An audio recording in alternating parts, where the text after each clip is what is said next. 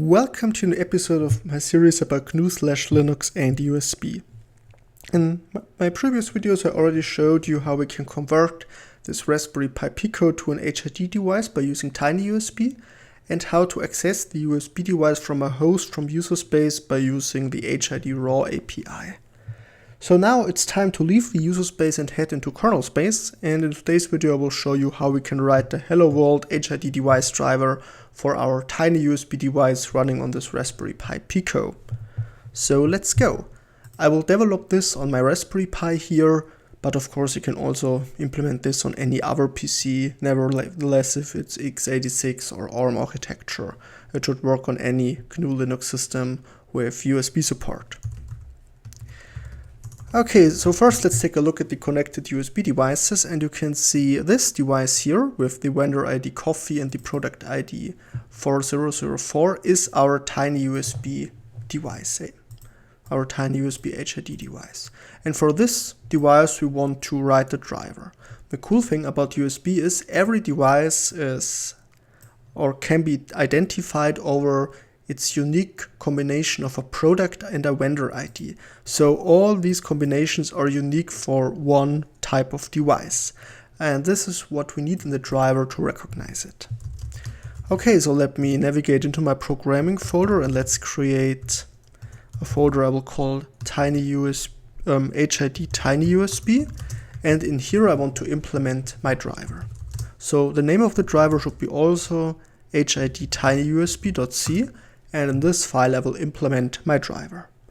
And now let's go through the steps which are required to write any Linux device driver. Nevertheless, if it's for an HID device or for a PCI Express device or an I2C device, it doesn't matter, these steps are always the same. So the first thing we have to do is we have to name the compatible devices which are supported by the driver. Then we have to implement a probe and a remove function. The probe function is called when we are adding a compatible device to the system. The remove function is called if we are removing a compatible device from the system. And at the end we need to bundle all the information, the compatible devices, the probe, the remove function, and some other informations like a driver's name and a driver struct, and then we need to register this driver at the operating system. And these are all the steps which are required to write a Linux device driver. So now let's take a look how we can implement these steps for our USB HID device. The first thing I need to do is I need to add some includes, and here I will include the kernel header hid.c. Then let's declare our tinyUSB HID product vendor ID, which was coffee, and the product ID, which was 4004. Okay, and now we need to add all the compatible devices. Therefore, I will use a list from the type struct HID device ID, and I will call this HID or tinyUSB HID IDs. And important, this is a link because a driver can be compatible with more than just with one device. And the first element, here I will create a valid entry with the macro HID USB device, tinyUSB vendor ID, tinyUSB product ID. Okay. And then at the end I always need to add an empty element which tells the Linux kernel, okay, now I've reached the end of the list. And then I will use the macro module device table to add our new compatible list to the list of all HID devices. So for us, we are only building a standalone Linux kernel module. This would not be necessary, but if you're compiling the module together with your kernel, at the end you will get a list which tells the kernel where to find a driver for a device. When the device is detected by the system, the kernel can automatically load the correct driver.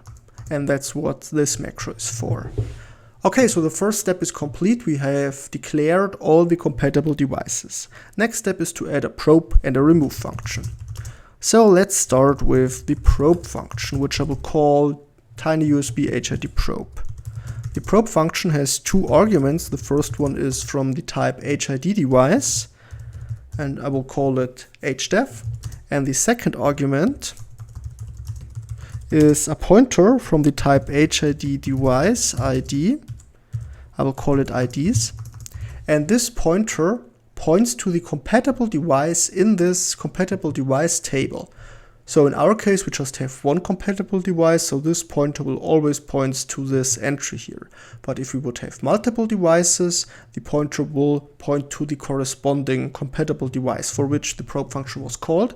And the cool thing is, here we could also add some device-specific data, and this data can be retrieved over this pointer. That's the whole reason why we are passing this pointer to the struct here. But I won't use it. And as a return value, we have an integer, because normally in the probe function we are allocating resources and interrupts, which could go wrong. So in case an error occurred, we want to return a negative error code, which tells the user space what happened or what went wrong. And when we are returning 0, we are indicating, okay, probing was successful. And all I will do in the probe function is I will print one line to the kernel's log with the function definfo. The first argument is a pointer to our struct device, which is in the def field of the HID device struct. And the second argument is what we want to print out. Device is probed. Okay, yep, and that's basically it. Okay, the next thing we need to do is we need to implement the remove function. The remove function has no return value because in the remove function we're only freeing resources. Nothing can go wrong. And one argument, which is also a pointer to our HID device. And in here, let's also just do one print to the kernel's log. Device is removed. Okay, so now we have implemented the probe and the remove functions, and we have our compatible devices. Now we have to bundle this information in the driver struct. Therefore, let's declare a struct from the type variable from the type struct HID driver. And in here we can bundle the information. So we can give it a name. We have to pass the pointer to the list with compatible devices. We have to pass a pointer to the probe function. And we have to pass a pointer to the remove function. And this way we are bundling all the driver's data in this driver struct here. Okay. And now the last step is we need to register the driver. This can be done with the macro module HID driver, and we have to pass the driver for which we want to register to it. Yep. And now we would be almost done. The last thing is we need to add a license and some additional meta information to this module. So the author will be me. And let's also pass a description. Hello world Linux HID device driver for tinyUSB HID device. Okay, good. And this should be the driver for a Hello World HID device driver. Next thing I need to write a make file, but here I'm lazy and I will copy one over from my Linux driver tutorials folder, and I will adapt it so it will compile my tinyUSB HID or HID tinyUSB device or driver. Okay, so let's see if I can compile the driver or if I made some mistakes. Yep, this of course should be a header file, not a C file. HID. So let's fix this. But now we should be able to compile this module. Yep, it's looking good. So let me fire up tmux to spawn a second terminal in which we will follow the kernel's log. And then let's load our driver. So the driver is loaded and we can see tiUSB HID device is probed. And now when I go here and when I'm disconnecting the device, we can see the remove function is called. If we're connecting the device again, the probe function will be called again. And now let's unload the module. And if we're unloading the module, the remove function is called again. And this is also interesting, you can see now an HID raw device is created for this device, because an HID raw device is only created if for the device there is no corresponding driver, which is the case when we are removing the driver. Okay, cool, so that's how to implement the Hello World HID device driver for Linux. I hope you've enjoyed the video and learned something. In case you want to support my work, you can buy me a coffee on buymeacoffee.com/linux4linux. So, thanks for watching and goodbye.